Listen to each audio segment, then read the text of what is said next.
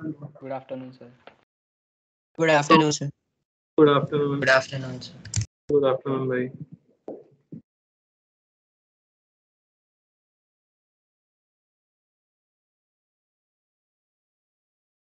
हम देख रहे थे speed of image in curved mirror और उसके 3 केस हमने देख लिए थे. तीनों ही केसेस में ऑब्जेक्ट हमारी ऑप्टिकल एक्सिस के ऊपर रहती है ना. तो वो अलोंग द ऑप्टिकल एक्सिस चल रही हो सकती है या परपेंडिकुलर टू ऑप्टिकल एक्सिस या फिर किसी एंगल पर. अब दूसरा केस आने वाला है जिसमें कि देख लो case 4.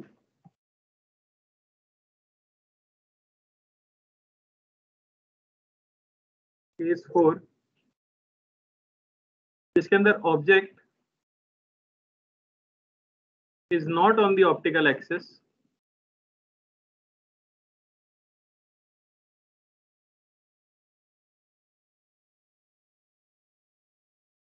and moving in a plane.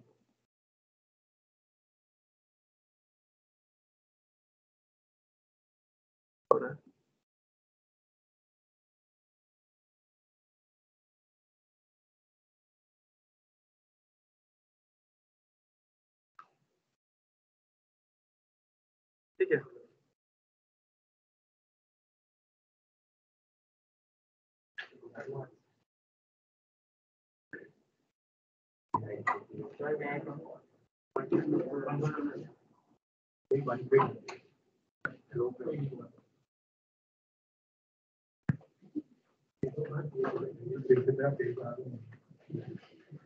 चलो ध्यान से देखो, ये सारे पार्ट्स को कवर कर लेगा एक साथ. ठीक है, तो इस पर ध्यान ज्यादा देना.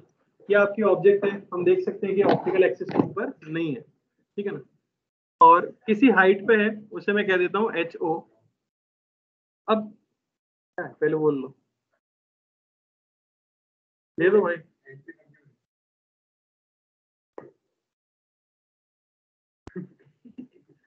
ऑब्जेक्ट किसी हाइट पे है. अभी क्या क्या हो सकता है, या तो ये सिर्फ अलोंग द एक्सिस चल रही हो, या परपेंडिकुलर टू एक्सिस चल रही हो, या फिर किसी एंगल पे चल सकती है. तो फिर से 3 केस आते हैं, पर मैं टाइम वेस्ट नहीं करूंगा. ठीक है ना.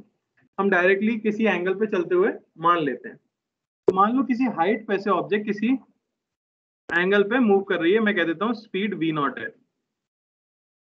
ठीक है. इसके कुछ कंपोनेंट्स ले लेते हैं हम. एक में ले लेता हूँ vy में, या इसे कह देता हूँ v perpendicular to the optical axis. और एक कंपोनेंट ले लेता हूँ मैं इस तरफ, जो कि हो गया v parallel to optical axis.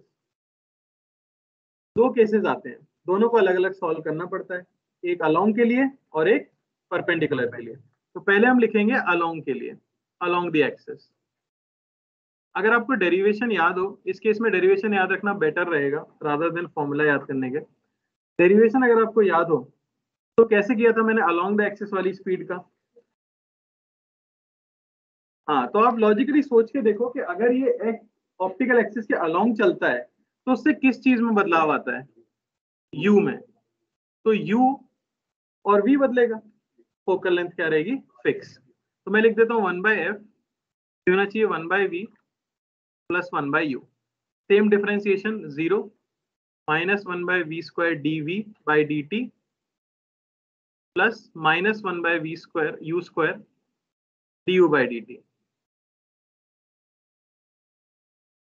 यहाँ तक कुछ डिफरेंस नहीं आया है. ये एक्सिस पर था तब भी यही रिजल्ट आया था ना हमारे पास. तो अच्छी बात यह है कि फाइनल आंसर भी सेम ही आता है.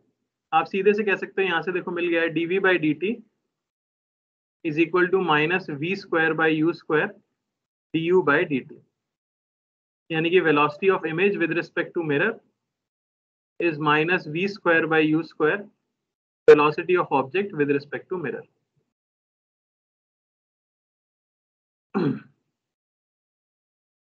तो ऑब्जेक्ट एक्सिस पर हो या एक्सिस से किसी हाइट पर हो, अलोंग द मिरर इमेज की वेलोसिटी निकालने वाला जो फॉर्मूला रहता है वो क्या रहता है, सेम रहता है. उसमें कोई डिफरेंस नहीं आता. तो डिफरेंस कहाँ पे आता है, परपेंडिकुलर टू द मिरर में. देखो क्यों, कैसे डिराइव किया था perpendicular to mirror, perpendicular to axis, sorry mirror नहीं. परपेंडिकुलर टू एक्सिस के डेरिवेशन के लिए मैं लिखता था मैग्निफिकेशन का फॉर्मूला. यानी हम लिखते थे m ये होता है height of image by height of object, ये हुआ करता है -v/u। तो जब आपकी ऑब्जेक्ट ऑप्टिकल एक्सिस पे होती है उस समय पे हाइट ऑफ ऑब्जेक्ट क्या रहती है? अगर हमारी ऑब्जेक्ट आ जाओ अगर हमारी ऑब्जेक्ट ऑप्टिकल एक्सिस के ऊपर रहती है तो ऑब्जेक्ट की हाइट कितनी रहती है? कोई सुन ही नहीं रहा इसलिए नहीं बता पा रहे, पता है? सुनोगे ना सर तो ऑब्जेक्ट की जो हाइट है, ऑब्जेक्ट अगर ऑप्टिकल एक्सिस के ऊपर है, ऊपर मतलब उसी के एक्सिस के ऊपर, तो हाइट कितनी होती है ऑब्जेक्ट की? 0। तो इमेज की भी कितनी होती है? 0। बात समझ आ रही? यहाँ पे अगर मैं इसको लिख दूं क्रॉस मल्टीप्लाई करके तो आएगा HI into U plus HO into V is equal to 0। अब मुझे बताओ इनमें से कौन सी चीज कांस्टेंट है? बताइए। हमने जो इससे पहले डेरिवेशन किया था जिसमें ऑब्जेक्ट सिर्फ वाई एक्सिस में चलती थी उसमें यू और वी कांस्टेंट आ गए थे, याद है कि नहीं? तो डिफरेंशिएट करके फॉर्मूला आ गया था कि velocity of image with respect to mirror is -v/u, velocity of object with respect to mirror. पर इस केस के अंदर आप देखिए, क्या हाइट ऑफ ऑब्जेक्ट कांस्टेंट है? ऑब्जेक्ट आपकी वाई में भी तो चल रही है वी परपेंडिकुलर से, तो हाइट भी बढ़ रही है। क्या यू फिक्स है? आपकी ऑब्जेक्ट एक्स में भी तो चल रही है, अरे ये रही ऑब्जेक्ट यार, ओ लिखा है जहाँ, ये वाई में भी चल रही है और एक्स में भी चल रही है, तो ऑब्जेक्ट की हाइट भी बदल रही है, ऑब्जेक्ट की डिस्टेंस भी बदल रही है, तो इमेज की हाइट भी बदलेगी और डिस्टेंस भी बदलेगी, तो कुछ भी यहाँ पे कांस्टेंट नहीं है। तो डिफरेंशिएशन जब आप टाइम के रिस्पेक्ट में करोगे तो आपको क्या लगाना पड़ेगा? Chain rule. देख लेना पहले ध्यान से, कॉपी करने का टाइम में दे दूंगा। यहाँ आप लिखोगे HI इंटू DU/dt, है ना, plus U into DHI/dt plus HO into DV/dt plus V into DHO/dt is equal to 0। हम कौन सी वाली स्पीड निकालने की कोशिश कर रहे हैं? इमेज की velocity perpendicular to the axis. वो कौन सी वाली टर्म है? ये है velocity of image, image perpendicular to axis, perpendicular to axis. du/dt क्या है? du/dt क्या है? पहले तो पता कर लो ऑब्जेक्ट का है कि इमेज का है। u है, u ऑब्जेक्ट। अब कौन सी वाली ऑब्जेक्ट? ऑब्जेक्ट के पास तो दो वेलोसिटी है, एक अलोंग और एक पर, तो u जिससे बदलेगा, u किससे बदल सकता है? अलोंग। तो ये है velocity along the mirror, along the axis. बात समझ आ रही है? इससे पहले ऐसा कभी नहीं होता था, जब हम परपेंडिकुलर की निकालते थे तो सिर्फ परपेंडिकुलर से मतलब होता था। इसमें परपेंडिकुलर की स्पीड निकालने के लिए अलोंग वाली स्पीड का भी यूज होता है। समझ आ रहा है? तो velocity of object along axis, ये क्या है? dv/dt। ये है velocity of image along axis, यानी कि इमेज की वेलोसिटी परपेंडिकुलर टू एक्सिस निकालने के लिए पहले इमेज की वेलोसिटी अलोंग द एक्सिस निकालना जरूरी है। जो ऊपर वाले केस से आई होगी ना, उसको इसमें पुट करेंगे। बात समझ पा रहे हो? और ये DHO/dt ये क्या है? ये velocity of object perpendicular to axis. अरे समझ आया? कोई फॉर्मूला नहीं है, यही एक्सप्रेशन है बस। तो इसको ऐसे याद रखने से अच्छा आप क्या याद रखो, हम मैग्निफिकेशन को डिफरेंशिएट करते हैं और सब कुछ वेरिएबल है। देख लो।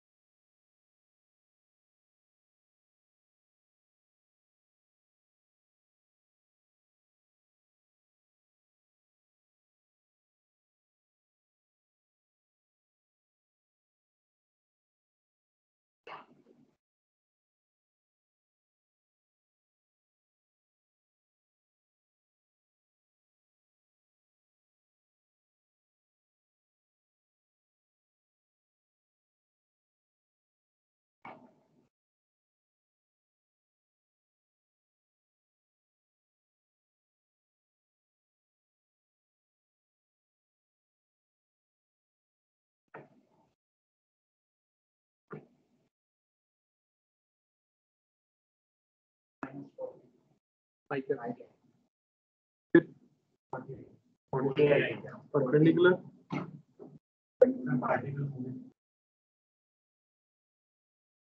करके देख। तो आप सभी को दिख रहा है ऑब्जेक्ट सिर्फ किधर चल रही है, अलोंग द एक्सिस। इमेज भी किधर चल रही होगी, यही आपकी गलतफहमी है। इसमें जो आंसर आएगा, ऑब्जेक्ट सिर्फ चल रही है अलोंग द एक्सिस, पर आप निकाल के देखोगे तो इमेज चल रही होगी अलोंग द एक्सिस और परपेंडिकुलर टू एक्सिस दोनों। समझ आ रहा है? इससे पहले ऐसा क्यों नहीं किया? क्योंकि ऑब्जेक्ट एक्सिस के ऊपर थी। अगर ऑब्जेक्ट एक्सिस के ऊपर होती है ना, तो H I H O zero हो जाता है, जिसकी वजह से वो टर्म गायब हो जाती है। लेकिन यहाँ पे एच आई और एच ओ जीरो नहीं है। तो आप निकाल के देखो, जो फॉर्मूला बताया उसके हिसाब से ऑब्जेक्ट की वेलोसिटी जीरो ले लेना परपेंडिकुलर वाले में।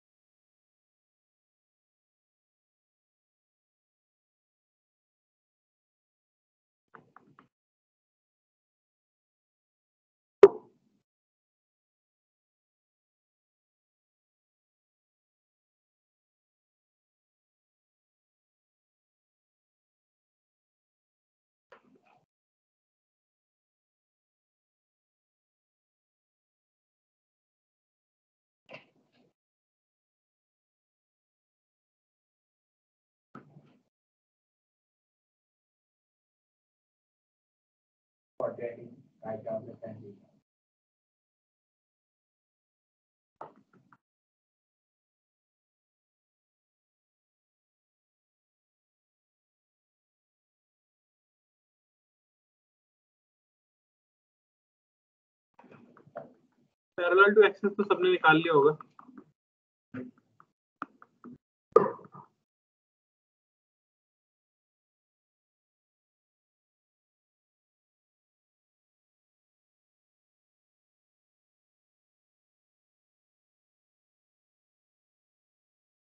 वेलोसिटी ऑफ इमेज ये हमें मिल गई कितनी, 40।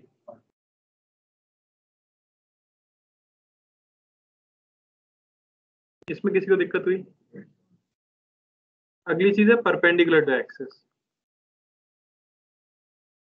इसके लिए फॉर्मूला है हमारे पास u dhi by dt plus hi du by dt plus ho dv by dt और plus v dho by dt is equal to 0। u अब मुझे पता है कितना है, -30। dhi by dt यही मुझे फाइंड करना है, प्लस हाइट ऑफ इमेज ये आ गई है -10। du by dt यानी ऑब्जेक्ट की स्पीड अलोंग द एक्सिस जो कि है -10 प्लस हाइट ऑफ ऑब्जेक्ट जो कि है 5। dv by dt इमेज की वेलोसिटी अलोंग द एक्सिस जो कि आ गई है 40 प्लस v जो कि है -60 into dho by dt object की हाइट बदलने की रेट 0 क्योंकि ऑब्जेक्ट y में चल ही नहीं रहा, इज इक्वल टू 0। समझ आया? यहां से vi की वैल्यू हमें मिली कितनी, 10 या 100 क्या रहा है, ये हो गया 100।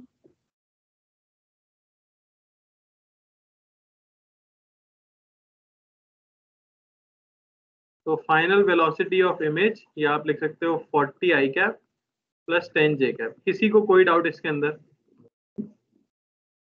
ये ऑब्वियसली मेंस में नहीं पूछा जा सकता और एडवांस में भी आएगा तो ऐसा पूरा क्वेश्चन ही आएगा, स्पीड बताओ बस।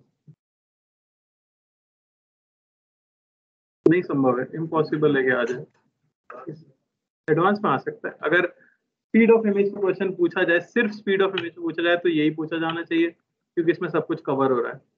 थोड़ा और बेटर बनाना है तो आखिरी में जो 0 आ गया है ना, उसको नॉन जीरो कर दो, ऑब्जेक्ट को y में भी चला दो। समझ पा रहे हो आप? मिरर को भी चला सकते हैं, करने को कुछ भी कर सकते हैं, पर इतना बुरा होगा नहीं तुम्हारे साथ, ठीक है? ऐसा उम्मीद मत करो। क्लियर है ये सबको? एक और करना है, समझ गए हो? अगर करना चाहो तो बस उस ऑब्जेक्ट को 10 सेंटीमीटर पर सेकंड से 37 डिग्री बनाते हुए चला लेना, और करना चाहो तो मिरर को भी चला लेना, तुम्हारी श्रद्धा है।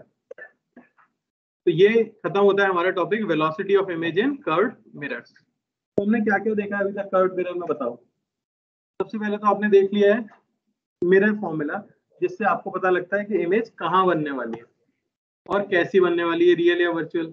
फिर हमने देख लिया मैग्निफिकेशन के ऊपर क्वेश्चन, जिससे हमें पता लगता है छोटी, बड़ी, इरेक्ट या इन्वर्टेड कैसी इमेज बनने वाली है। और फाइनली हमने देखा है स्पीड ऑफ इमेज क्या होती है कर्व्ड मिरर के अंदर, ठीक है? अगला टॉपिक लिख लो, image formation. Image formation by multiple reflection.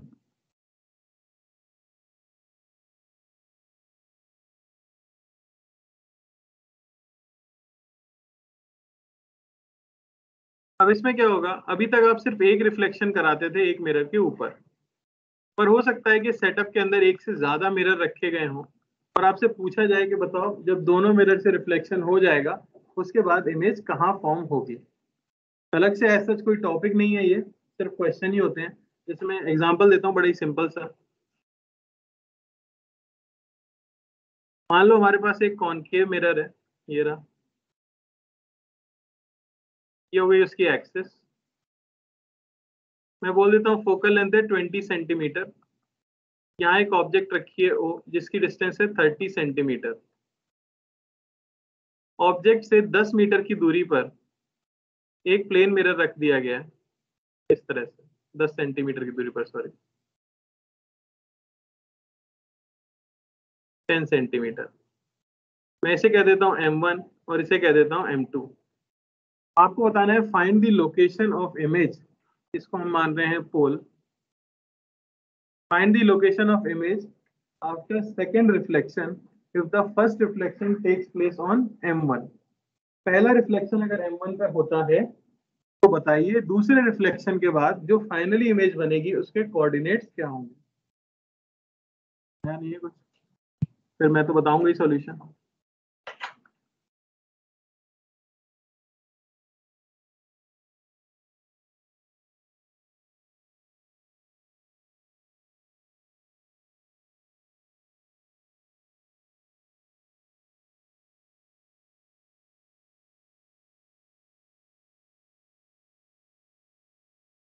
कैसी है, रियल है वर्चुअल?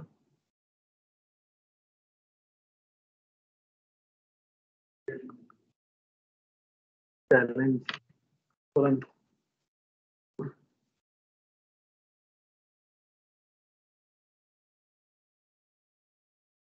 कोऑर्डिनेट तो सही है और इमेज होगी रियल।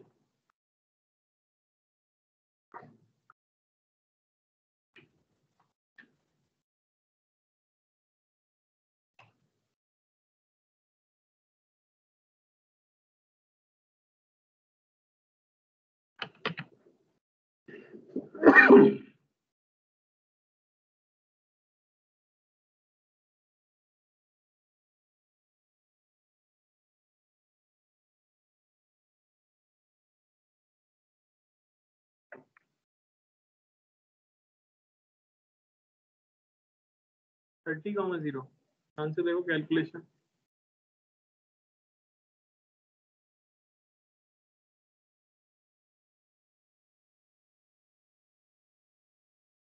क्या है?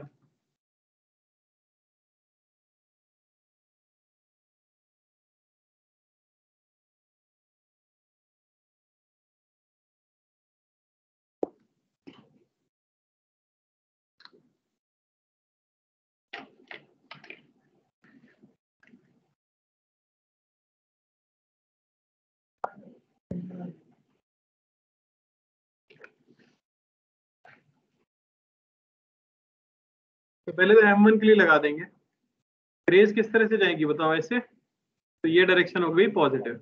M1 के लिए क्या लिखोगे, 1/f, ये होना चाहिए 1/v प्लस 1/u।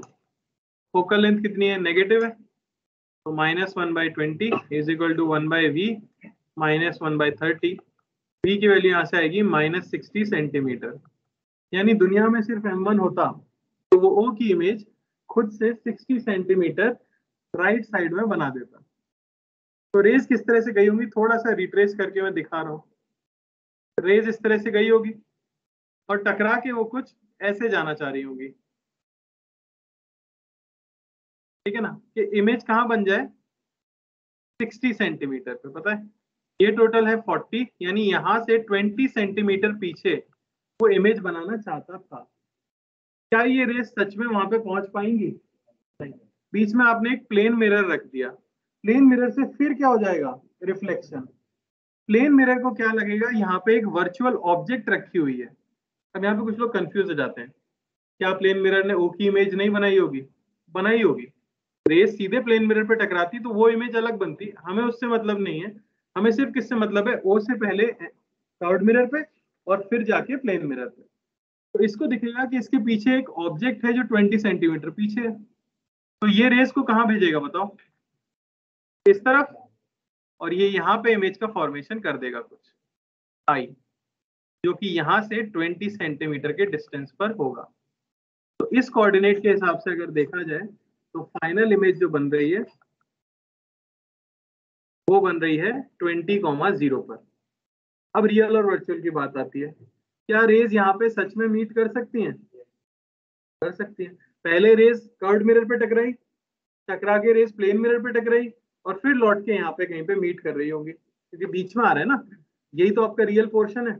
अगर यहाँ आता या यहाँ आता तो वर्चुअल होता, क्योंकि यहाँ बीच में आ गया इसलिए हम क्या कह देंगे, रियल इमेज। हाँ बोलो।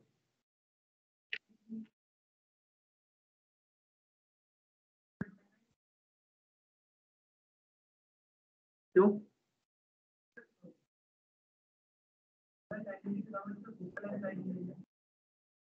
ऐसा कुछ नहीं, तुम्हारे हिसाब से हर रे फोकल लेंथ से ही पास होती है क्या? हर पेरेक्सियल रे फोकल लेंथ से पास नहीं होती। अगर एंगल ऑफ इंसिडेंस छोटा हो और रे एक्सिस से पैरेलल हो, सिर्फ तभी वो फोकस से पास होती है। याद करो वो डेरिवेशन जो मैंने एक्स आपको निकाल के बताया था, r minus R Y two sec I, वो सिर्फ एक पैरेलल लाइन के लिए था कि नहीं था? तो सिर्फ पैरेलल पेरेक्सियल रे फोकस से पास होती है, ये नहीं पास होगी। क्लियर हो? चलो अगला क्वेश्चन।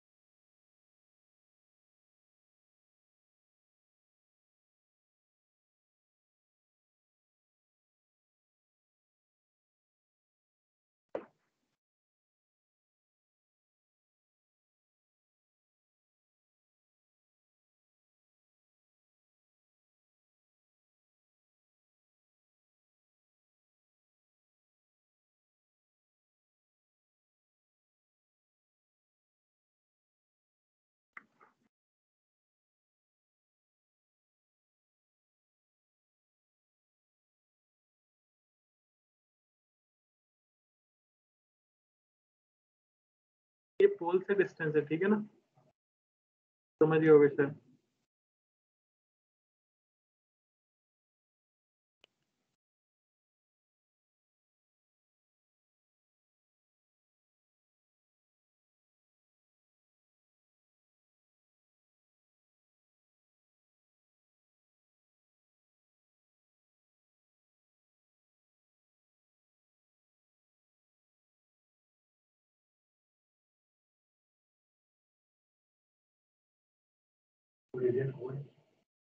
नहीं नहीं, वो तो ऑब्जेक्ट है, ओरिजिन इसको ही मान लो।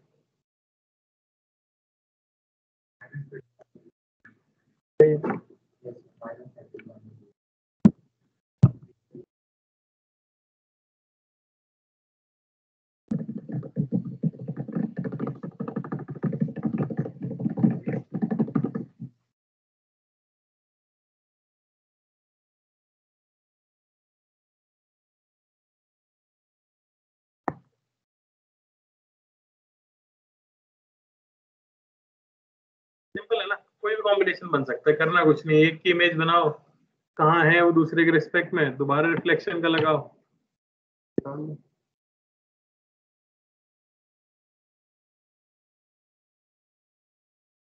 हुआ क्या है?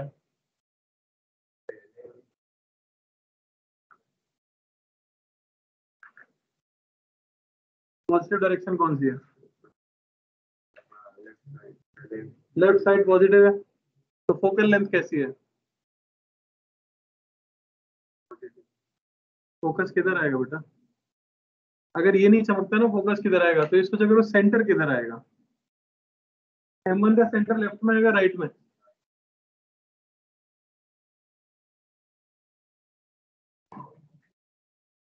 M1 लेफ्ट में सेंटर है, लेफ्ट में पॉजिटिव है आपने कहा, तो फोकल लेंथ कैसी है? पॉजिटिव है। और यू कैसा है? तो कैसे कट गया आपका? गलत था ना, सही करो फटाफट। है सबका?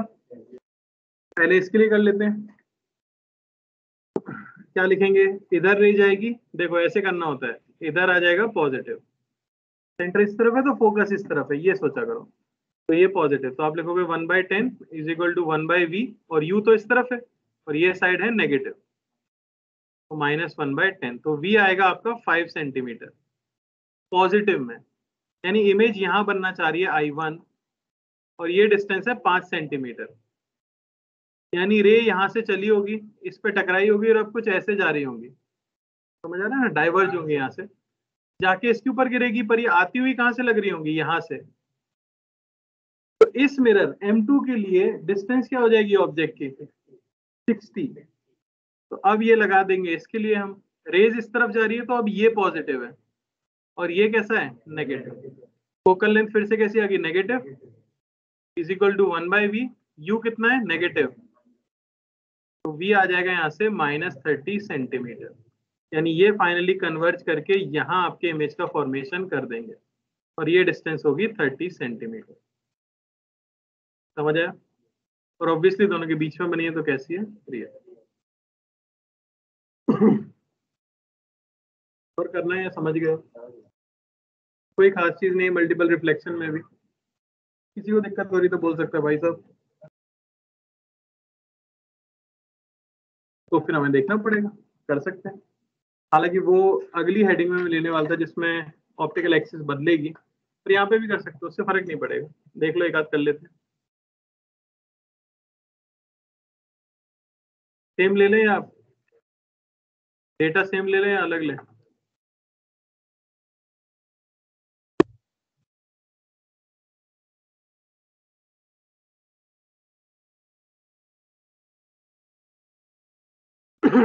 ये लो, मैं बिना सोचे डेटा दे रहा हूँ, तो आंसर अब तुम्हारी इच्छा से आएगा। ठीक।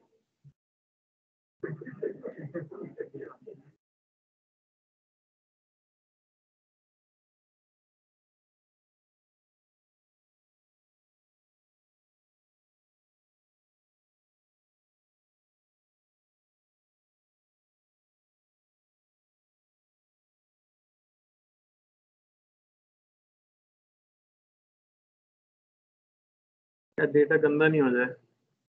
तुम्हारी इच्छा है क्या?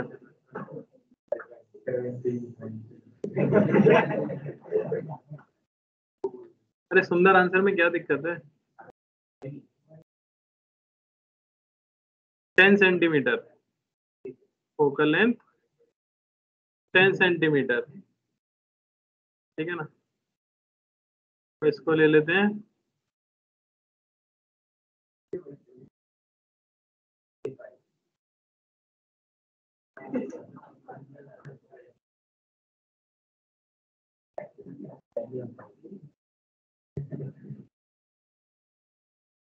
अच्छा, ऑब्जेक्ट तो ऊपर नहीं लेनी है, ऑब्जेक्ट इस बार हाइट पे लेनी है। तो ये आपकी ऑब्जेक्ट है, तो इसकी हाइट ले लेते हैं 2 मिलीमीटर, ठीक है ना? तो आपको बताना है find position, size, nature and orientation of image after second reflection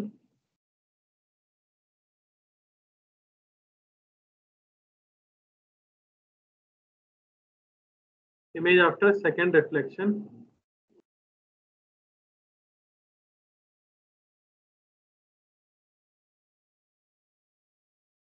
if first is on M1।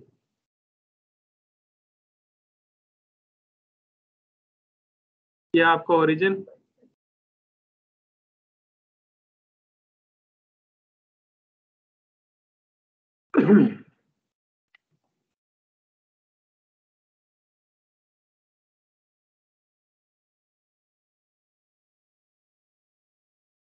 तो मैग्निफिकेशन भी निकालते चलना है ना।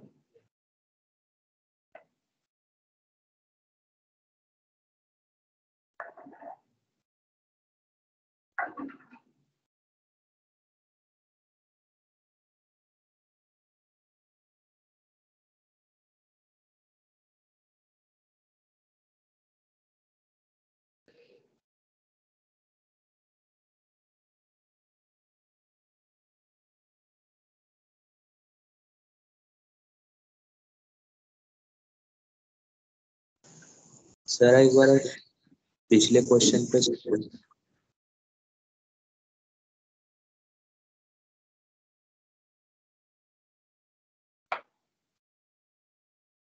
कोई डाउट? नो सर, हो गया।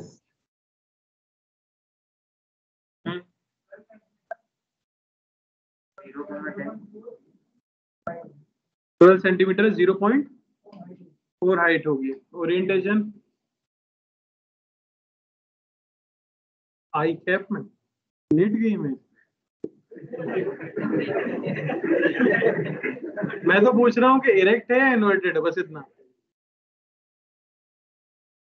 इरेक्ट है, 10 आ रही है पोजीशन, 10 सेंटीमीटर आ रही है। नहीं डिस्टेंस, ये पोल मैंने ओरिजिन दे रखा है, तो आप बता सकते हो कि कहाँ पे पोजीशन है। पोजीशन यानी कि वही बताना होता है आपको, कौन से डिस्टेंस। सबका अलग अलग आ रहा है। 12,0, ध्यान से करो। तुम्हारा क्या आया था? 12 है, सही।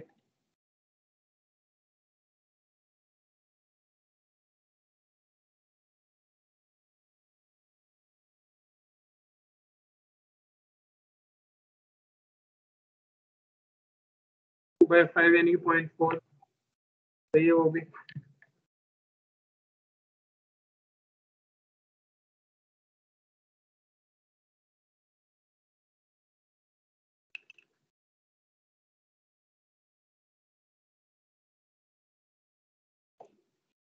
दर्पण जी असहमत लग रहे हो तुम।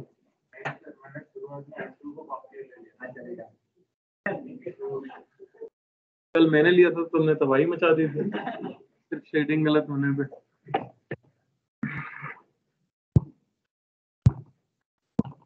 सर हाँ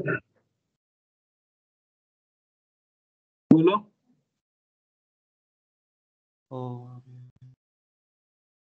बोलो भाई। सर 12 सेंटीमीटर सही है, 12 सेंटीमीटर। सर 2 mm वगैरह का वर्चुअल और इरेक्ट। वर्चुअल, इरेक्ट और 2 mm के 0.4, अब तो 0.4 कह रहे हैं भाई।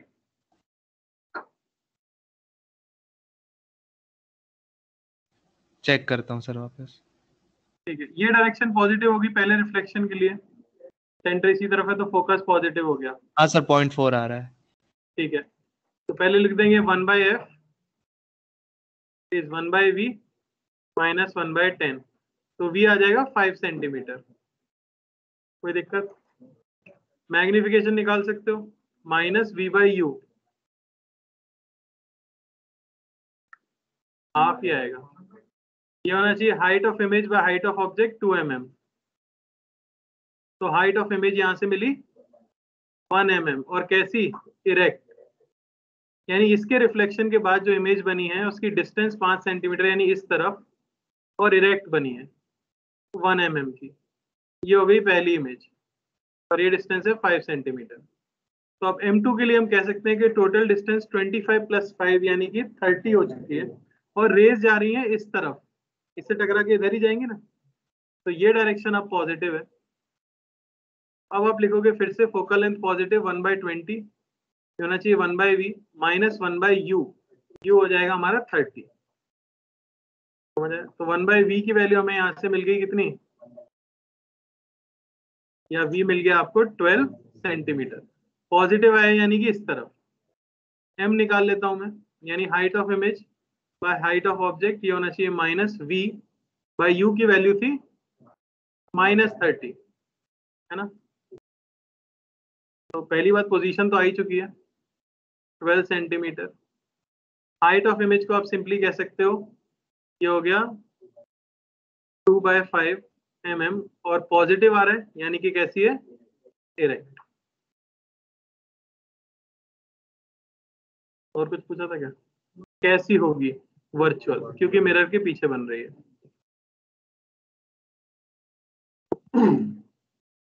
क्लियर है ना? तो कुछ नहीं है, एक ही रिफ्लेक्शन को बेसिकली 2 बार करना है तो हो जाता है। आगे बढ़े, अगली चीज लिख लो,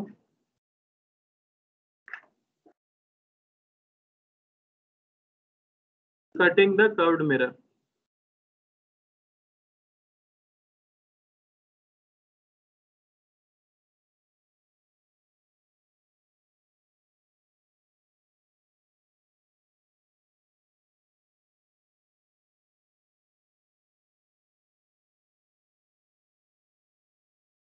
अभी ड्रॉ मत करना वरना मिटाना पड़ेगा।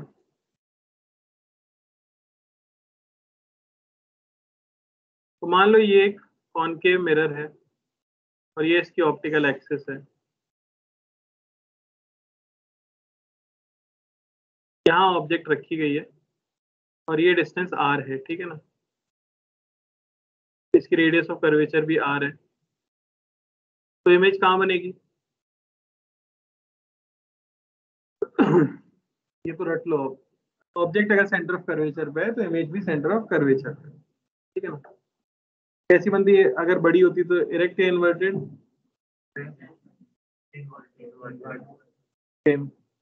अरे भाई इरेक्ट या इन्वर्टेड? उल्टी बनती है, साइज सेम रहता है, समझ आ रहा है। खैर नहीं भी याद हो तो भी काम चलेगा। हमने क्या किया, अब इस मिरर को यहाँ से कट कर दिया, क्या होगा? प्रिंसिपल एक्सिस बदल जाएगी। जब तक हिलाओगे नहीं कांच को तब तक क्या होगा? कुछ नहीं होगा, एज इट इज रखा हुआ है। अब आपने कट करने के बाद क्या किया, इस ऊपर वाले पोर्शन को ऊपर शिफ्ट कर दिया, मान लेते हैं कुछ 5 सेंटीमीटर। अब हमने पूछा कि बताइए दोनों टुकड़े मिलकर कितनी इमेजेस फॉर्म कर रहे होंगे, और जो इमेजेस फॉर्म होंगी उनके बीच की सेपरेशन क्या होगी? क्या करोगे? तो हम क्या करते हैं, क्योंकि इसे कट करके सेपरेट किया गया है, आप दोनों को बना लो। ये नीचे वाला पोर्शन हो गया, इसके साथ कुछ किया है क्या? इसको शिफ्ट नहीं सर किया है। दोनों का आर ओ सी तो सेम ही रहेगा। वो तो हमेशा सेम ही रहेगा, रेडियस ऑफ कर्वेचर तो सेम रहेगा।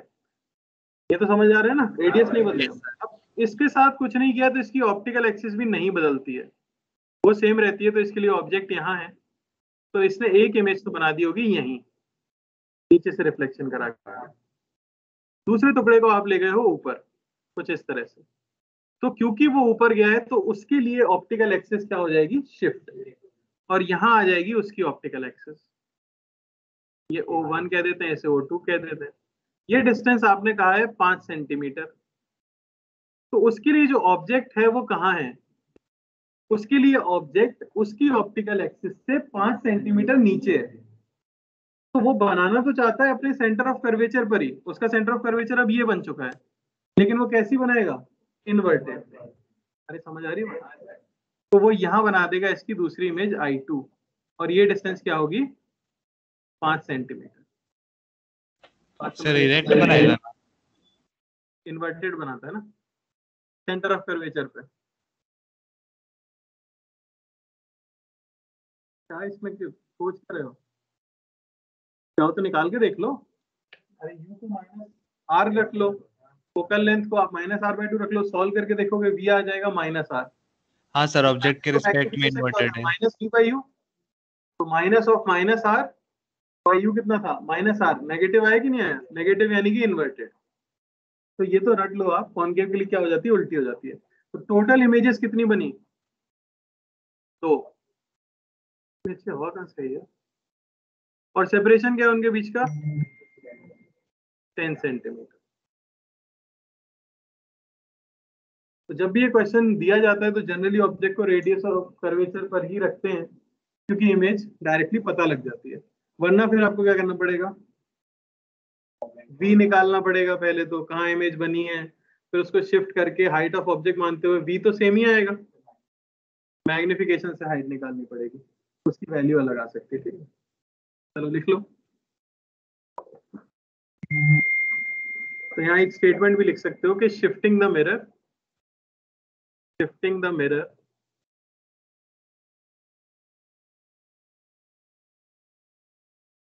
shifts the optical axis।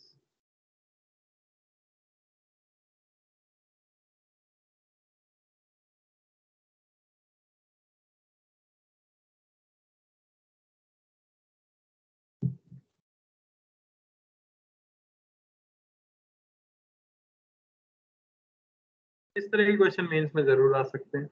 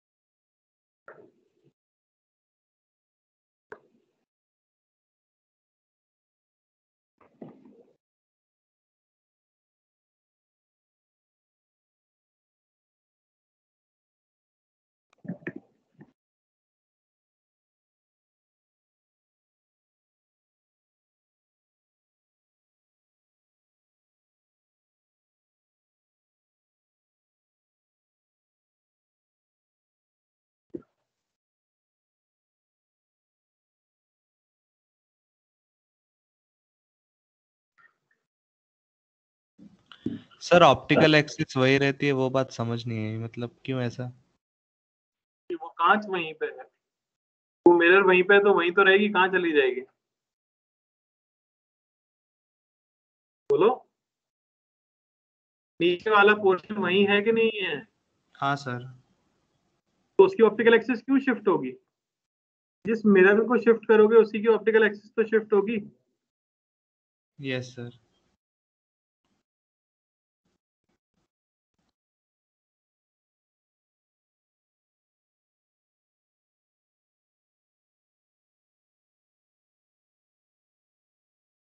देख सकते हो मैंने काफी खेलने के लिए बना दी है ड्राइंग, आराम से करते रहो बना बना के।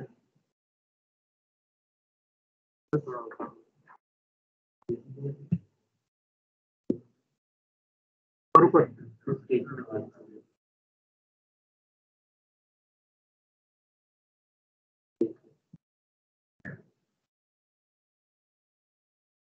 नंबर ऑफ इमेजेस बतानी है और सेपरेशन बिटवीन इमेजेस हर क्वेश्चन में।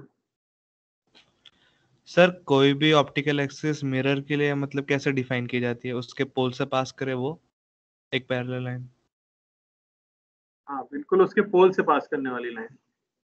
तो सर जब हम लोग काट दे रहे तो उसका पोल मतलब नीचे नहीं आ जाएगा। अब पोल विभाजित हो जाता है, समझ रहे हो? रेज वहां से जो जाएंगी वो लौट के एज इट इज लौट जाएगी कि नहीं लौट जाएगी? हाँ सर। ऐसा नहीं है कि पोल कांच के बीच में ही होगा हमेशा, है ना? ओह ऐसा- ओके सर। और ओके क्यों इतना डेप्थ में जा रहे हो? सवाल है, जवाब निकाल दो फटाफट। Okay sir.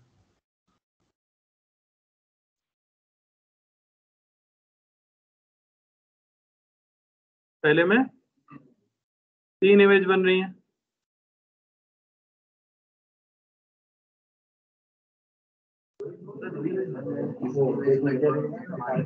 नहीं नहीं, वैसे मत करो, वो तो रेट टकरा के बाहर चली जाएगी ना, अंतरिक्ष में लौट के कैसे आएगी वापस? ये बी ऑप्शन से तो नहीं टकरा के लौट आई तुम्हारी? बी तो सामने बना दिया है, ये नहीं कि वहां से रे इधर टकरा के फिर यहाँ ले आए। तो एक नीचे से बनेगी, एक ऊपर वाले से बनेगी, बस एक मिरर एक ही इमेज बनाएगा इसमें, ठीक है?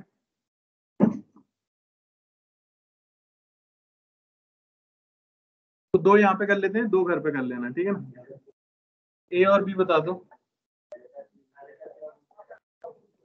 पहले का 6, दूसरे का 14। मतलब आराम से करो, अभी तो हमने फर्स्ट भी नहीं किया।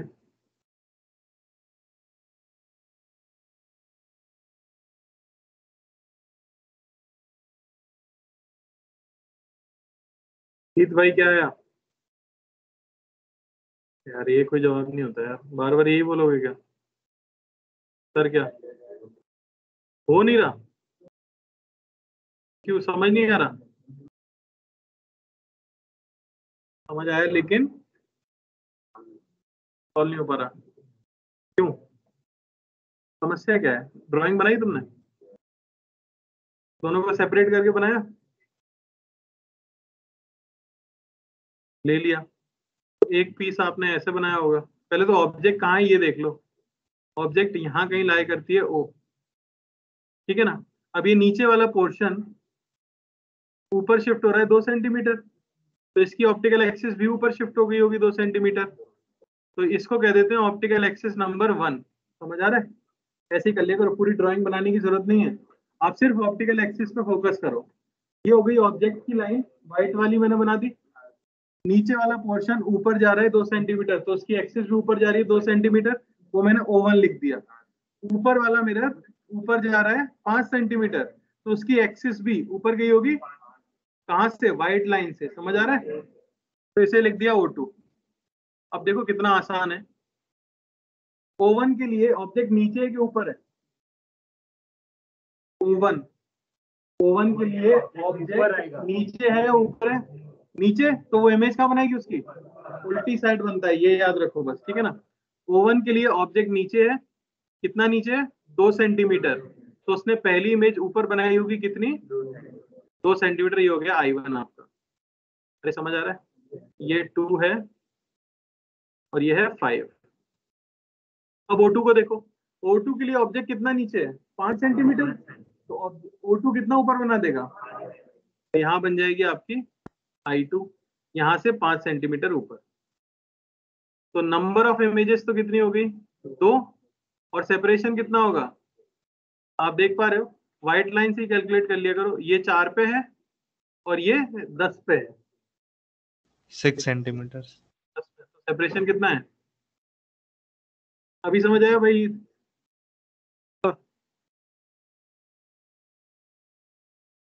ऐसे तेज लाएगा ना सर, सोच सोच के है।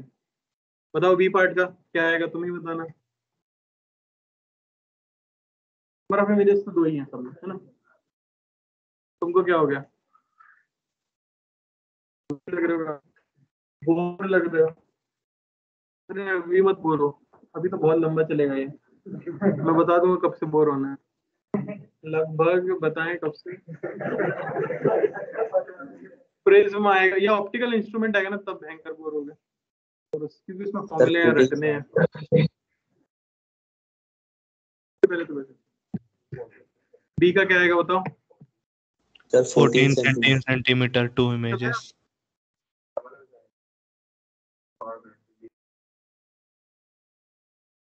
क्या बात, बहुत बढ़िया। तो देखो भाई ओवन तो कहाँ चला जाएगा? ऊपर। ये हो गया आपका ओवन, कितना ऊपर गया है? 5 सेंटीमीटर। और ये नीचे गया है कितना? 2 सेंटीमीटर। इसे कह देते हैं O2। तो O2 के लिए ऑब्जेक्ट ऊपर है तो वो कहाँ बना देगा? नीचे।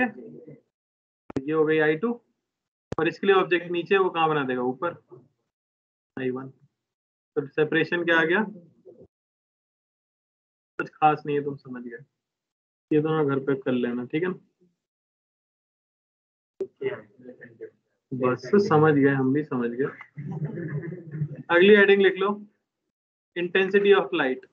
सर एक स्क्रीनशॉट लेंगे। ये लो स्क्रीनशॉट। हाँ सर।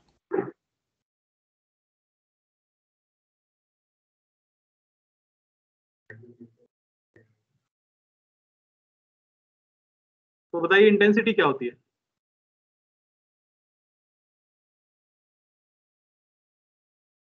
फॉर्मूला नहीं पूछता, होती क्या है ये पूछ रहा है।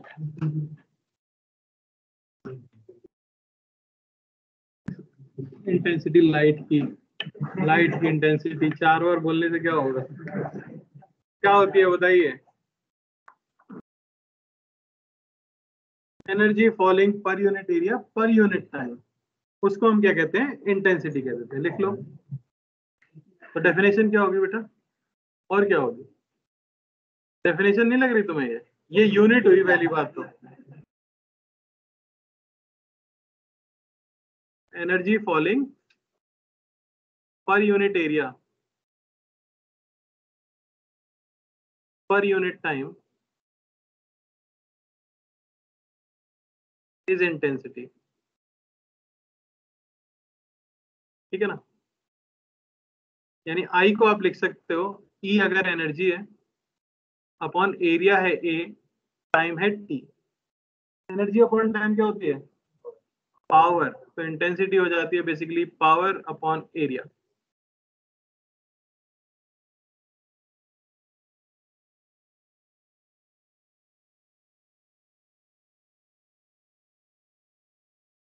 स्केलर है, वेक्टर है। यूनिट होती है वॉट पर मीटर स्क्वायर, और ये क्वांटिटी स्केलर है।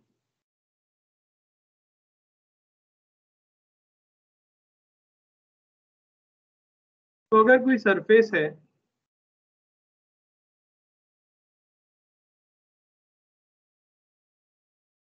जिसका एरिया A0 है और उसके ऊपर लाइट गिर रही है जिसकी इंटेंसिटी I है,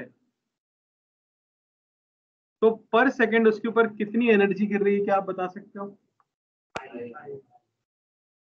एनर्जी फॉलिंग पर सेकंड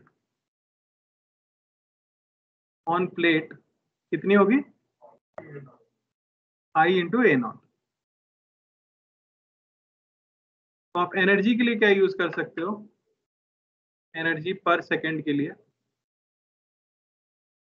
ये सिंपली क्या हो जाता है? Intensity into area.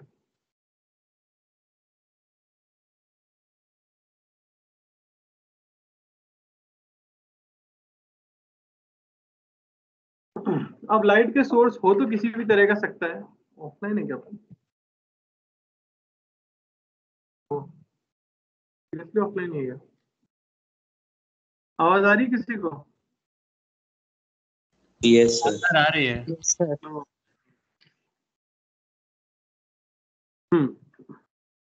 ये आ गया एक फॉर्मूला। अब जनरली हमारे पास क्या होता है? पॉइंट सोर्स होता है। तो पॉइंट सोर्स के लिए इंटेंसिटी क्या लिख सकते हो आप? पॉइंट सोर्स ऑफ लाइट यानी जिसका कोई साइज नहीं है, वो बस एनर्जी को चारों तरफ रेडिएट कर रहा है। तो जैसे पॉइंट चार्ज की इलेक्ट्रिक फील्ड आप लिखते थे, समझ आ रहे हैं? तो उसमें इक्विपोटेंशियल सरफेस कैसा आता था? क्लियर? सेम चीज यहां पर होती है। इसके लिए इंटेंसिटी बेसिकली चारों तरफ जा रही है ना, पावर जो है वो चारों तरफ फैल रही है। तो अगर कोई पॉइंट सोर्स है P पावर का, और यहाँ कोई पॉइंट है जिसकी डिस्टेंस यहाँ से R है, और मैं आपसे पूछूं कि इंटेंसिटी क्या होगी एट दिस पॉइंट, ठीक है, तो यहाँ लिख देते हैं पावर, यह है P, S हमारा सोर्स है, ये पॉइंट कह देते हैं A, तो इंटेंसिटी एट A, I जो है इसे आप लिख सकते हो P बाय 4πr²। पावर पूरे सरफेस के ऊपर, स्फीयर के सरफेस के ऊपर बट जाती है, समझ आया? तो ये फॉर्मूला हम यूज करते हैं पॉइंट सोर्स के लिए। ये कोई पॉइंट है,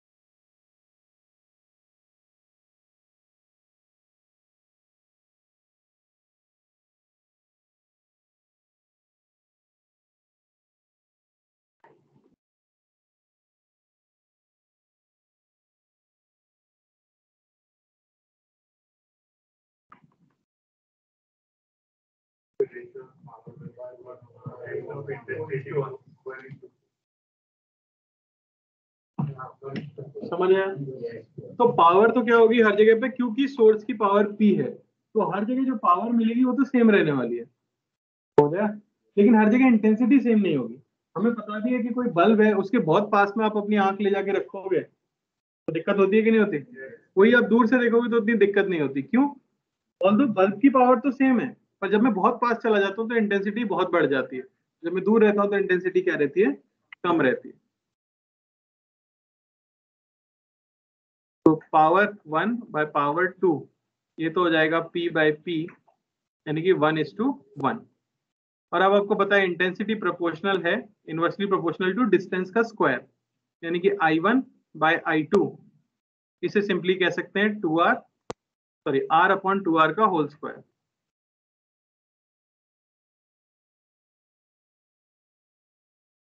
करती है 11th में हो या 12th, ठीक है, ये क्या आ जाएगा हमारे पास 1:4, ठीक है।